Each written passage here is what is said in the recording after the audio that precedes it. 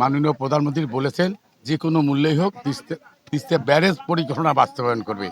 যেহেতু উনি পরিকল্পনাটা বলছেন, আমরা সেজন্য তাকে আমরা অভিবাদন জানাই এবং পাশাপাশি আমরা বলবো যে আমাদের দাবি হলো, যেহেতু এটা পার্লামেন্টের সব দলেই এটার সাথে একমত, দেরি না করে খুব অতি দ্রুত আগামী যে একনেক বৈঠক আছে সেই একনেকে এটা পাস করুক এবং এখানে আমাদের যে বরাদ্দ সেই বরাদ্দর ভাগটা করে দিয়ে তিস্তা মহাপ্রক্রিয়ার কাজটা শুরু করে দেব।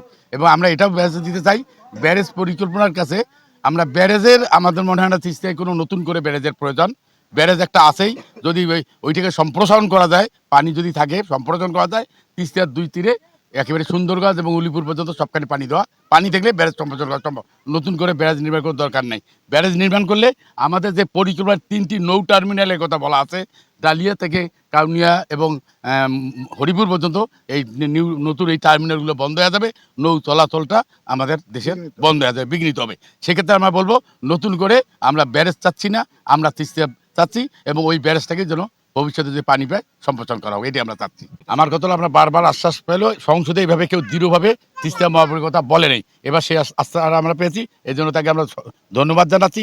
পাশাপাশি আমরা চাই, যেহেতু সবাই আমরা একমত, সেক্ষেত্রে দেরি না করে আমাদের একনেকে পাস করে এটা আমরা মানে আমাদের বারবার চুন খেয়ে মুখ পোড়া গেছে, আমাদের দই কেউ বিশ্বাস পাচ্ছি না, সেই বিশ্বাসটা তার কাছে আমরা চাচ্ছি।